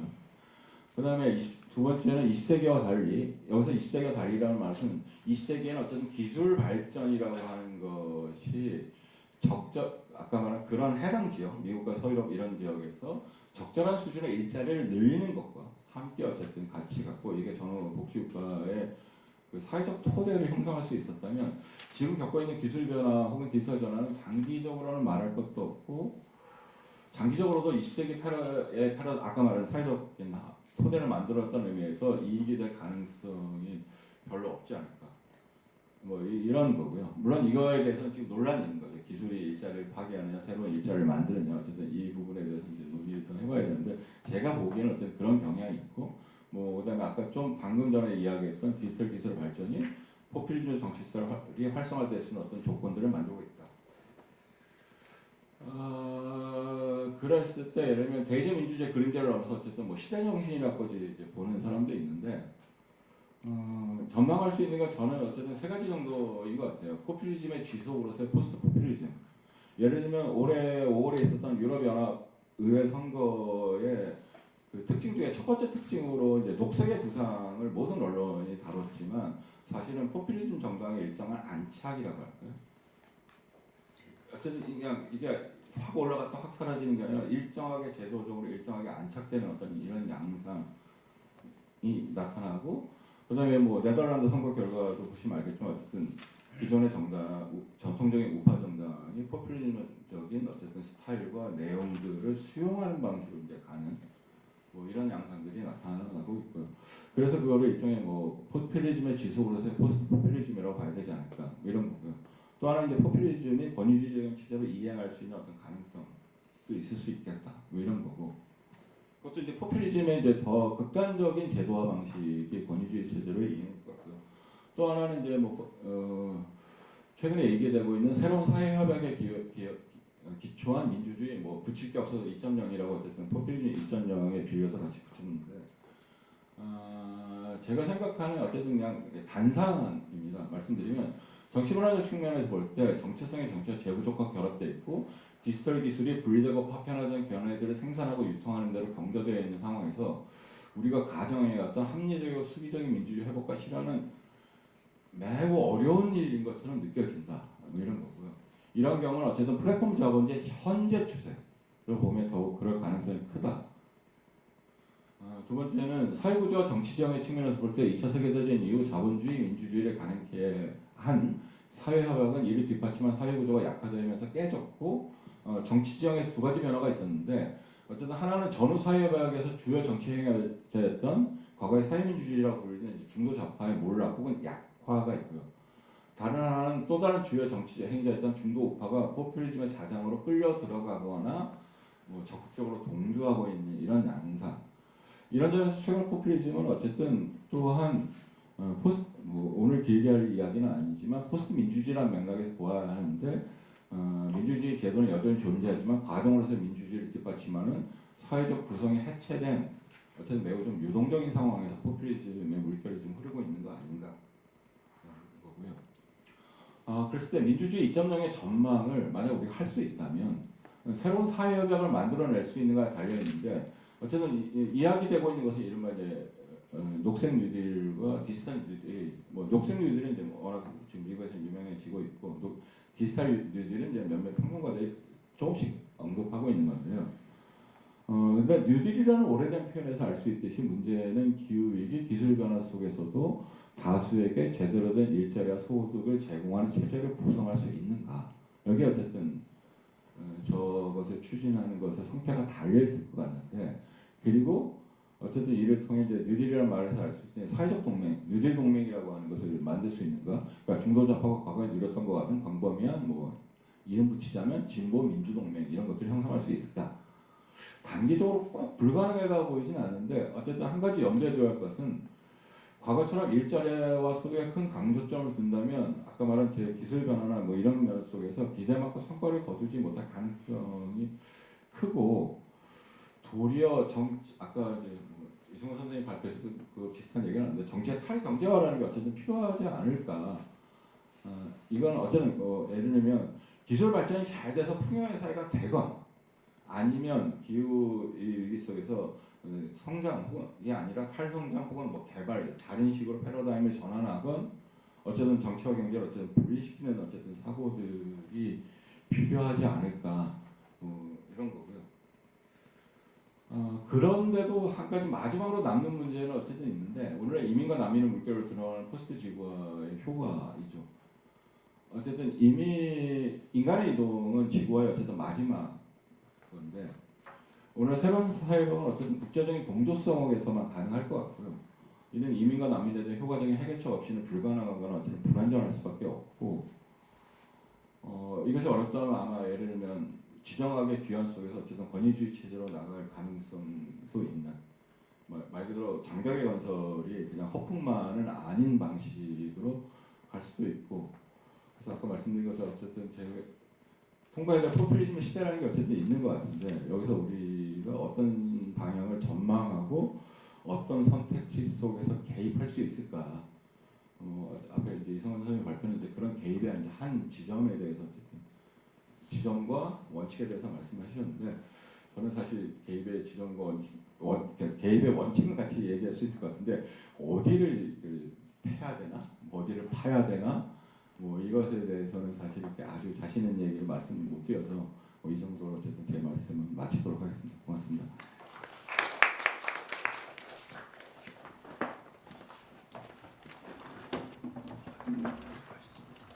예, 종합 선물 세트 담담하게 풀어줬었고 저는 다 맛있었던 것 같은데요. 이문석 선생님께서 좀 더 감별을 해주실 것 같고, 이문석 선생님은 제가 이제 워낙 이 하실 말씀이 많으실 것 같아요.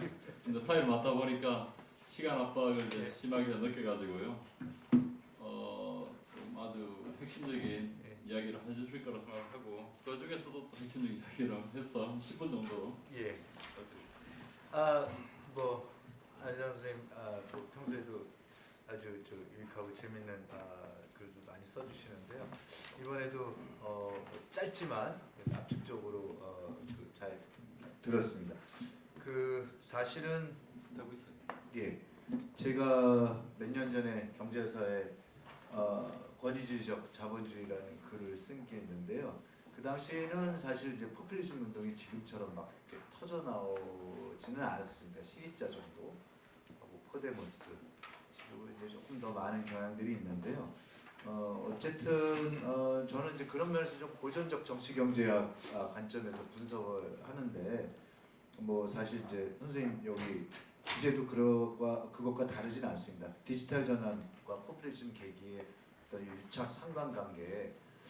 근데 사실 이제 저는 이미 이 자본주의 권위주의적 경향은 신자유주의 위기부터 저는 발생했고 신자유주의가 잉태했다고 보는 관점입니다. 디지털 전환이 뭐 아침에 저도 이제 이 프로젝트 기획하고 발표도 오전에 했지만 실제로 디지털화의 프로세스 자체는 70년대부터 이미 쭉 시작을 했어요. 자본가들이 원래 기술이 있다고 항상 뭐 그거를 현실화하는 건 아니고 이제 이것들 선택하고 보다 전략적으로 활용한 거는 이제 2008년 대침체 이후인 셈이죠. 그것의 방향은 아마 보면은 이제 영미식 플랫폼 자본주의를 강화시키는 방식도 있고 혹은 유럽식의 뭐 디지털 자본주의 혹은 뭐 산업 4.0 뭐 뭐든 간에 약간의 그런 이제 또 다른 버전들이 좀 공존하던가 뭐가 됐든 간에 아까 말씀하신 것처럼 디지털 전환이 갖고 있는 위험성 분명히 있습니다. 압축적으로 저도 아침에 이렇게 말했는데 전통적인 산업사회 조절일에서 보면 이제 이 조절 양식이 작동하게 한 계급 타협은 사실 조직화된 노동과 자본이 일정한 계급 타협을 하고 그 과정에서 노동자 헤게모니 일정하게 뭐 흡수하면 얘기했지만 냉전이 있었기 때문에 일정한 그런 타협도 가능했던 것들이었는데 그게 이제 깨져나가는 거죠. 과거에 전통적으로 브레이브만이나 그람시타에서 출발하죠. 헤게모니 공장에서 출발한다. 그래서 공장에서 바로 노동 통제를 위한 전략 싸움에서 승리해야 되는 노동자들이 노동 통제를 가지고 일정한 성과를 내고 사회적 합의, 그다음에 제도적 결과물을 갖고 왔던 이 과정이 디지털 전환 혹은 그 이전에 금융자본주의 시절부터 깨져나가는 거죠. 주식시장, 그다음에 이제 디지털 자본주의에서는 이제 소비자들이 전통적인 공장 헤게모니가 벌어지는 장소 자체를 아예 없애버리는 거죠. 뭐 노동 투쟁을 하고 뭐고 안 해. M&A 하거나 아니면은 그 지점 하나가 없어져 버리면 그냥 이제 뭐 투쟁을 할 곳이 없어지는 거예요. 그러니까 헤게모니가 사회로부터 발생하는 이 지점에 전통적인 노자 관계가 작동하기가 어렵고 새로운 유형의 노동자 등장한다. 이 시점은 저는 이제 동의를 하는데 기본적으로 이제 포퓰리즘의 계기는 저는 조금 더 땡겨서 보는 게 좀 맞지 않나. 그래서 전통적인 삼인주의의 지배 체제, 그다음에 신자유주의 그리고 이제 권위주의가 강화되는 방식이 연장선에 있지 않나 좀 그렇게 보는 관점이고요. 약간 이제 정치주의, 경제적인 분석에 좀 시작을 해서 그 부분에 조금 의견을 드리고요. 그 다음에 자본주의 권위적 형태는 아까 말한 것처럼 이제 전통적인 삼인주의적 합의, 삼인주의적 갈등, 타협 이런 것들이 이제 깨져나가면서 정치적 권리가 제한되고 소위 말하는 이제 최근에 리더들이 얘기하는 비상사태를 자꾸 강조하는 거죠. 뭐 이게 계엄령에 준하는 건 아니지만 최근에 1년에 좀 이따 저는 이제 다른 식으로 분석을 하지만 다 비상사태예요. 경제도 비상이고. 그래서 그런 얘기를 하는 게 트럼프만 있는 게 아니라 마크롱도 있고 두테르테 같은 녀석도 있고 오반도 있고 아베는 뭐 올 초에 짐이 곧 국가라고 얘기는 안 했지만 짐이 곧 뭐라고 그랬죠? 뭐 나라라고 그랬나? 하여튼 이런 식의 이제 비상사태를 통해서 이게 통치권자의 이 권위주의를 강조하는 거죠. 그다음에 그런 것들의 집행 방식도 굉장히 폭력적이고 또 하나는 이제 아까 말씀하셨지만 소위 신자유주의 제국주의 중심의 정당 정치가 이제 해체당하는 3인당 정치가 대표적이고요. 굉장히 민족주의적 정서들이 강화되고 특히 이제 이 부분은 저도 이제 아까 말씀하신 분석에 동의를 하는데 디지털 전환 과정이 작동하는 방식을 보면 아까 저 오전에 이제 저도 강조했습니다. 사실 인구 변수인데 생산성이 어쩔 수 없이 이제 증폭돼야만 하는 저는 고전적 막스 테제를 저는 굉장히 모순적이고 당연하다고 필연적으로 보는 게 막스는 한 번도 생산력 발전을 부정해 본 적이 없거든요. 어쨌든 그건 필연적이라고 보는 거죠. 근데 또 하나 재미는 그게 민주주의를 절대 개런티하지 않는다는 거예요. 그래서 계급 투쟁이 필요한 거죠. 네. 그런데 이제 이 시점에서 생산성을 어마어마하게 비약적으로 올려놨는데 아까 말씀하신 것처럼 알고리즘화된 이 싼 노동 혹은 주변화된 노동, 소위 산업 예비군, 뭐 프레카리아트 뭐라고 하던 간에 이 부분들이 이제 일정하게 필요하고 인구가 줄어들 때 이 부분을 누구로 채우냐? 아까 말한 이민자들이죠. 이민자 혹은 이제 소위 말하는 내국인 중에 경계와 주변 바깥으로 밀려나는 루저들이죠. 이 부분들이 이제 소위 말하는 이제 정치적 불안정 계급들이 되는데, 그 부분이 이제 존재들. 또 하나는 아까 그래서 정치적 이게 권위적인 지배 형태가 강조되는 방식에서 보면 이제 부르주아 지식인들도 소위 말하는 유기적 지식인들도 흔들리는 거죠. 왜? 과거와 같은 통치 지배 형태가 제대로 작동을 안 하기 때문에 뭐 몇 년 전 보니까 후쿠야마, 프리드만 이런 이제 신자유주의자들조차 요새 그런 얘기, 아예 중국식 통치제도 필요하다고 이런 얘기 하더라고요. 더 이상 이제 자본주의가 정상적인 방식으로 작동 안 한다는 거죠. 그래서 이제 저는 재밌게 사실 보는 게 이 포퓰리즘의 계기 근원들은 사실은 이제 디지털 전환 이전부터 신자유주의가 잉태한 어떤 과정에서 조금 보는 게 좀 또 적절하지 않나 생각 플러스 그다음에 이제 이걸 누군가는 통치를 해야 되는데 그런 마음에서 저는 또 고전적인 이제 그 막스의 보나파티즘 생각을 요새 좀 많이 하고 있습니다. 결국은 이제 부르주아 지배가 의회 정치를 더 이상 작동하지 않고 이 사회에 대해서 헤게모니가 작동하지 않을 때 결국은 또 하나 이제 사회혁명 세력이 지배적 조건에 도전하기 너무 취약할 때 결국 이제 새로운 시저를 불어내는 거죠. 보나파티즘이죠.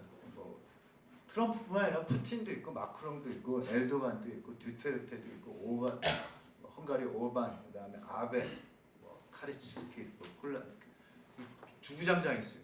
지금 이제 한국도 사실은 약간 최근에 촛불 경향 아까 앞부분에서 얘기했지만 그런 위험성을 좀 느껴요. 우리는 촛불에 대한 굉장히 긍정적이고 환상적인 분석을 많이 했는데 촛불이 등장하고 작동하는 계기를 보면 결국은 우리 사회 엘리트, 우리가 전통적인 운동하는 방식은 조직하고 리딩하는 방식이었는데 그거 못 믿겠다는 거거든요. 어떤 엘리트든 간에 뭐 우파든 좌파든 간에 못 믿겠다는 거예요. 길거리 소환해서 바로 나와서 작동하는 방식이 맞다고 보는 사람들이 늘어나는 거죠. 그러면서 이제 구호도 이번에 뭐 문푸부터 해서 뭐 저는 농담을 삼아 문 대통령이 종신 대통령 해야 되지 않나 하는 약간의 불안감 느낀 거예요. 왜냐면 새로운 시저가 없으면 불안하잖아요. 그 누군가 또 시저를 조모 씨가 됐을 뻔도 했었고 아니면 누가 됐던 간에 그래서 이러한 현상들은 기본적으로 나라마다 조금 차이가 있지만 좀 유사하게 보인다. 그래서 마지막으로 이제 시간이 많이 돼서 포퓰리즘적 계기는 아까 이제 분석해 주신 것처럼 그러한 계기들이 있다고 보는데 또 역설적인 측면도 있습니다. 폴 메이슨 같은 사람은 사실 2012년 아랍해공 이후에 일련의 현상들을 마치 1848 현상에 비유해서 이제 새로운 시대가 왔다라고 강조도 하거든요. 뭐 라클라우 무패까지 소환하지 않더라도 오큐파이 운동도 그랬고요. 근데 그 운동도 지금은 사실 많이 사그라들었어요. 사그라들었고 그래서 이러한 방식의 이제 포퓰리즘의 어떤 운동을 전통적인 통치성과 정당 양식, 지배 방식을 넘어서 새로운 유형의 가능성의 영역으로 남겨놓을 건지 아니면 우리가 알던 과거의 방식으로 돌아갈지 이제 갈림길에 저는 있다고 보고요. 아까 녹색 뉴딜과 디지털 뉴딜도 저는 이제 이렇게 얘기했습니다. 결국 이제 새로운 생산 양식 단계에서 새롭게 지금까지 유지됐던 계급 관계가 아니라 새로운 어떤 뭐 사회적 계급 타협에 의한 그 주도 세력, 변혁 세력들이 필요하다. 이제 이거 희망사항인 거죠. 뭐 그 부분의 여지는 저도 열어놓고 봐야 될 필요가 있다고 보기는 합니다. 그러나 이제 지금 당장의 이런 그 정치적 어떤 액션들을 우리가 고민할 때 마지막 하나 저는 조금 현실적이어야 되지 않나. 지금 이제 포퓰리즘, 플랫폼 자본주의 논의가 최근에 너무 많은데요. 정말 우리나라 사회가 이렇게 플랫폼 자본주의로 만신창이해야 된 노동자들이 그렇게 증가했는지 사실 이제 특수고용자라는 이름을 바꿔놓고 이렇게 보면은 그렇게 아직은 제가 보기에는 우리 사회가 지나가지 않았다. 또 하나는 정치적 대안으로 영미식 플랫폼 자본주의 형태로 갈 수도 있고요. 가는 경향도 보이고 또 여전히 서유럽식 조절된 규제된 그런 방식의 그 디지털 자본주의로 갈 수 있는 계기도 있다고 봅니다. 어느 하나의 계기들을 가지고 우리가 치열하게 지식인들이 이제 논의를 하고 정치적 비전을 가지고 싸워야지 이게 마치 우리나라에 아직도 오지 않은 세계를 곧 올 것처럼 딱 비전을 가지고 이렇게 논의를 하는 방식. 그래서 오늘도 발표를 오전부터 쭉 가다 보면 전부 다 외국 문헌이에요. 전부 다 외국 문헌인데 우리식 비전들을 좀 다듬을 수 있는 현실과 좀 노력들이 좀 더 필요하지 않나. 약간의 변명이긴 하나 이런 걸 공통의 과제를 제시하면서 마치도록 하겠습니다. 예, 역시 임 선생님은 물 흐르듯이 유리하게 질문을 한 건지 뭘 질문한지 모르게 그렇지만 중요한 그 코멘트를 해주셔가지고요. 한 서너 가지 정도 하신 것 같은데. 그러니까요. 그래서 생각나신 대로 시간 별로 없기 때문에 아니. 5분 정도로. 사실 마지막에 그 폴 메이슨 말씀 예로 들었을 때는 그러니까 당대사를 이해하는 게 얼마나 어려운 일인가를 사실은 이제 얘기해 주는데 그 이른바 열광과 환멸이 이렇게 교차하는 어쨌든 느낌들을 최근 10년 사이에 좀 받은 것 같고요. 어쨌든 사실 저는 한 가지만 사실 말씀드리려고 했는데 이른바 이제 제목이 포퓰리즘의 계기라는 표현을 써가지고 이게 도대체 지금의 포퓰리즘 현상이 어디서 근원한 거냐. 근데 이걸 이제 어떻게 자르느냐에 관한 이제 문제 같은 좀 느낌이 많이 들죠. 그래서 아까 이제 마지막에 소개해드렸던 같은 경우는 예를 들면 이제 종합적으로 불신, 불만, 그다음에 박탈, 그다음에 기존 정당과의 대중의 분리, 이런 것 속에서 이게 서로 다른 시간대를 쭉 가지만 사실은 꽤 일찍부터. 근데 여기서 말하는 꽤 일찍은 사실은 이제 73년 우리가 보던 이제 경제 위기라고 말하는 그 시기부터 어쨌든 변동들이 누적되어 왔었다. 그러니까 예를 들면 프랑스 국민전도도 갑자기 지금 등장한 게 아니라 그 아버지 때부터 이제 있어 왔고 유지돼 버티고 이런 식의 포퓰리즘의 어쨌든 나름의 이런 자기 이제 운동도 있고 갑자기 솟아오르는 경우도 있고 그래서 이걸 이제 따지기 어려운데 저는 그래서 제가 이제 말씀드리려고 했던 것은 지금 포퓰리즘이 예를 들면 자동화 때문에 등장했다라고 말씀드리려고 하는 건 전혀 아니고요. 그것들이 얽혀 있는데 사실 이런 것들이 이 지금 포퓰리즘 양상이 쭉 지속되는데 어떤 효과를 미칠 거냐 이런 쪽에 어쨌든 조금 더 무게를 두고 이제 말씀을 드려보려고 했고요. 그다음에 그 아까 이제 전통적인 방식으로 이제 했던 보나파르티즘 문제는 이 전망을 어쨌든 이른바 쇠퇴하는 계급과 어쨌든 발흥하는 계급이라고 하는 어쨌든 관념이 있어야 되고 그 양자 사이에 어느 쪽도 어쨌든 헤게모니 혹은 힘의 우위가 결정되지 않을 때 나타나는 어떤 현상.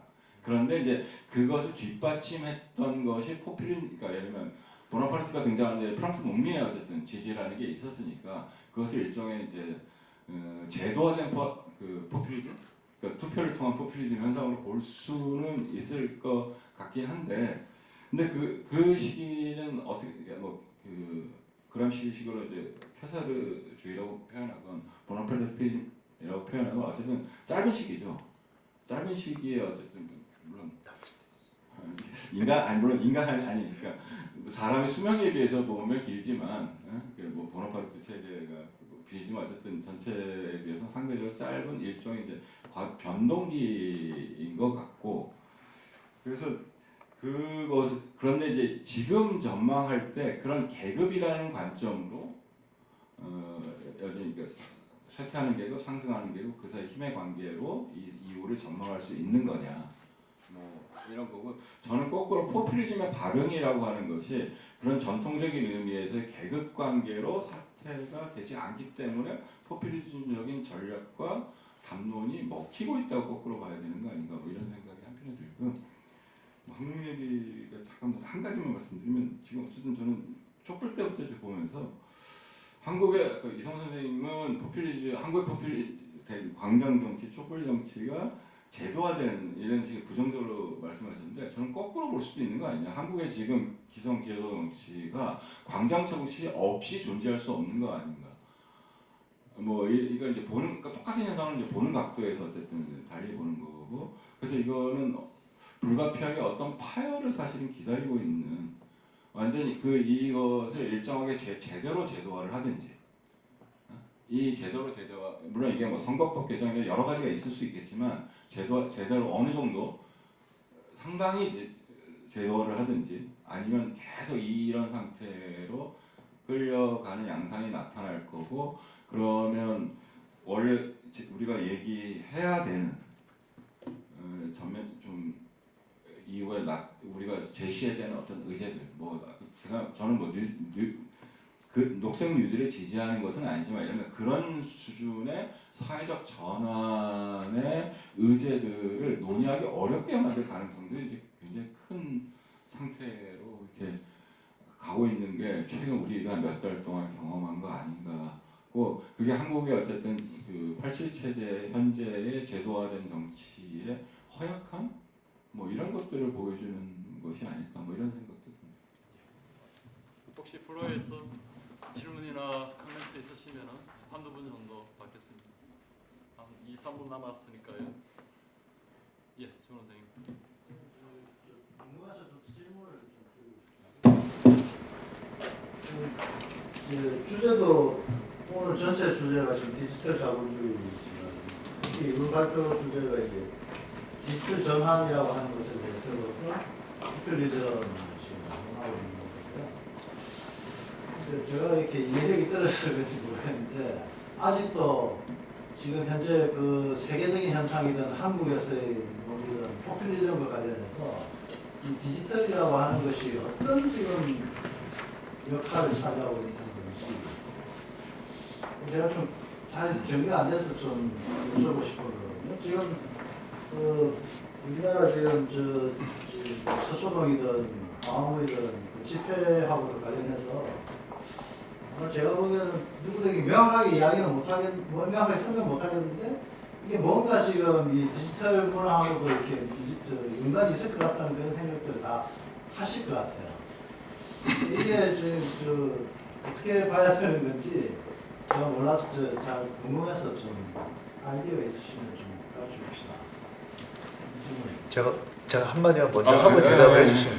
그러니까 아까 제가 말한 건 딴 게 아니라 디지털 전환이 갖고 있는 그 이제 노동의 측면에서 보면 디지털 전환은 기술의 요인도 있지만 사실 이제 디지털로 인한 그 소위 생산 소비 시장의 변화가 기업 조직 구조를 바꾸고 전통적인 노동의 뭐 생산 조직들 그다음에 이제 노동자 유형들을 바꿔낸다는 거예요.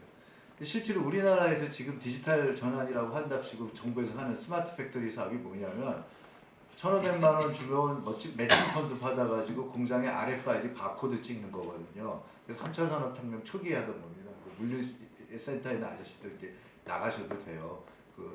저기 코드 찍어가지고 우리 앱 이렇게 하듯이.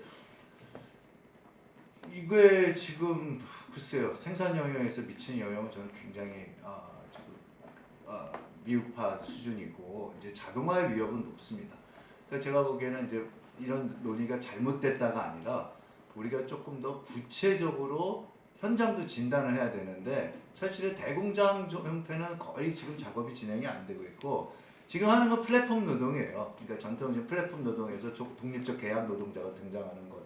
이것도 저는 규모를 정확하게 보고 정치적 메커니즘을 많이 연결시키려면 구체적인 분석과 뭐 의식구조 이런 게 좀 나와야 되는데 이건 그냥 다 추론해서 지금 서구식 방식으로 이해하는 방식은 제가 보기에는 너무 좀 앞서가는 게 아닌가 하는 이제 문제제기를 던지고 이문택 선생님 말씀하신 거는 제가 말씀드린 일종의 뭐 심층 어떤 변화에 깔려 있는 걸 말씀드리고 질문하신 선생님께서 말씀하신 거는 지금 예를 들면 뭐 촛불식이라든지 뭐 서초동 이런 것들이 이제 디지털화라는 거 어떤 관련이 있는가. 근데 저는 뭐 제가 말씀드린 건 사실 이제 디지털 공론장이라고 이제 보통 표현하는. 근데 사실 이게 진짜 공론장이라고 하는 과거의 개념을 이제 빌려와서 그런 이제 양상을 이제 설명하고 있는 거고 거기에 이른바 이제 뭐 정치의 정동화 이것들을 결합시켜서 사람들이 그 어떤 데보다 쉽게 연결되고 동원될 가능성 뭐 이런 것들을 말씀드린 거고요. 물론 그 사람들이 왜 정말 어떻게 왔느냐 각각을 물어보면 뭐 검찰개혁 자기 내용이 있겠죠. 자기가 주장하는 내용이 있는데 그 내용들을 담아내는 어쨌든 형식들이 뭐그 디지털 미디어의 발전과 어쨌든 일정하게 관련이 있다. 그러니까 지금 질문하신 부분에 그 층위에 한해서는 뭐 이렇게 말씀드리면 될 것 같습니다. 비슷한 질문 하는 사람들만 저는 조 선생님이랑 연결될 수도 있는데 저도 글을 쓰면서 사실 처음에 고민했던 게 그러니까 디지털이 새로운 관계를 만들기도 하고 생산자를 제공하기도 했는데 저는 한편으로는 처음에 제가 고민했을 때는 디지털이라는 기제를 통해서 새로운 정치가 혹은 새로운 사회관계가 어떻게 가능할 것인가에 대한 고민도 있지만 디지털이라는 그것, 디지털 플랫폼이든 디지털 그런 무슨 매개 수단이든 그것을 어떻게 포퓰리스트화 할 것인가. 그러니까 어떻게 보면 지금 왜냐면은 트위터고 구글이고 다 문 닫아버리면 우리가 할 게 없거든요. 그들도 자신들이 수익 창출 무죄가 있기 때문에 일반 대중들이 그걸 쓰고 데모를 하더라도 놔두는 거지 않습니까? 만약에 그들이 그것을 사회적으로 풍차를 속량하는 순간 우리는 사실은 이렇게 빨리 집회를 할 수 있는 기회가 없어져 버리는 거란 말이죠. 그러면 어떻게 보면은 우리가 고민해야 될 지점들은 디지털이라는 것을 통해서 어떤 사회 현상들이 만들어지는가에 대해서도 주목을 해야 되지만 혹시 이제 그런 부분들에 대해서는 어떻게 하실까요? 이 디지털이라는 것 자체를 이 사회화하거나 뭐 커머닝하거나 이 포퓰리즘화 해야 된다는 부분에 대해서는 어떻게 생각하시는지 어쨌든 뭐 지금 이른바 그 플랫폼 협동조합이라든지 이제 뭐 그다음에 이제 공유 뭐 이런 그 공익형 플랫폼이라고 할까요? 아니 공공 플랫폼이라고 말하는 것의 어떤 형성들 이런 것들은 뭐 저도 어쨌든 그런 방향이 필요하다라고 생각되는데 어쨌든 그러려면 이제 아까 사실 이 선생님 발표에서도 이제 좀 근원적인 질문 중에 하나가 그러면 그런 공유가 가능하게 해서 아까 이제 정부 말씀하셨는데 국가 권력이 어떻게 돼야 되는가? 왜냐면 공유가 보장되기 위해서도 사실 퍼블릭 혹은 공적인 어떤 것들의 뒷받침이라는 게 사실 있어야 되는데 상호관계가 그러니까 완전히 떨어져 나오는 거냐 공유가 기본적에서 아니면 그 속에서 같이 이른바 기란관계라고 할까요? 혹은 협력관계 속에서 있는 거냐 이런 거랑 사실은 비슷한 질문일 것 같고 근데 이제 플랫폼은 좀 특성 중에 하나 아까 말한 이제 독점화라든지 데이터주의 때문에 이거를 새롭게 출범시키는 것이 갖는 이제 난점들이 어쨌든 있을 때 그랬을 때 쉽게 드는 일감은 과거처럼 이걸 국유화할 거냐 예를 들면 있는 거를 이거 쉽지 않느냐 뭐 이런 생각이 이제 들 수는 있는데 근데 아까 어쨌든 질문에 이제 우리들이 가지고 있는 이제 전제 중에 하나가 과거에 이제 사회주의가 가졌던 난점 혹은 뭐 잘못된 어떤 들을 할거 했을 때 쉽게 말할 수는 없으나 어쨌든 그 부분이 포함돼야 한다는 것은 어쨌든 저도 동의합니다. 예, 그 마무리하기 전에 그 주원 쌤이 질문하신 것에 대해서 제가 조금만 덧붙이자면은 대규모 집합 행동에 이 디지털 미디어가 결합한 것은 사실은 실제로 우리 2008년부터 아주 현저하게 드러난 현상이라고 이야기를 할 수가 있고 단지 최근에는 이제 그런 디지털 미디어와 대규모 집합 행동의 결합을 뭐 민주주의라든가 뭐 직접 민주주의라든가 이런 차원에서 이제 보던 것에서 최근에 이제 이 대규모 집회는 이게 파퓰리즘이라고 이성원 선생님께서 사용하시는 의미와 약간 다르게 부정적인 이런 측면에서 이제 파퓰리즘 현상으로 그러니까 지금 부각되는 측면이 있어가지고 이거는 이 연구자들이 좀 더 이제 좀 본격적으로 연구를 해야 될 과제가 아닌가 그런 부분을 제기하신 게 아닌가 하는 생각이 들고요. 예, 두 분 사실 그 이론적으로나 실천적으로 이제 내공이 워낙 대단하신 분들이라 이 지금 같은 논의를 계속 가져가면은 주거니 받거니 하면서 아주 흥미로운 토론을 하실 것 같은데 뭐 시간이 없어가지고 아쉽지만 여기서 마무리하도록 하고요. 그래서 이 디지털 전환과 파퓰리즘 정치 오늘 발표와 토론을 해주신 네 분 선생님께 박수를 치면서 마무리하겠습니다. 감사합니다.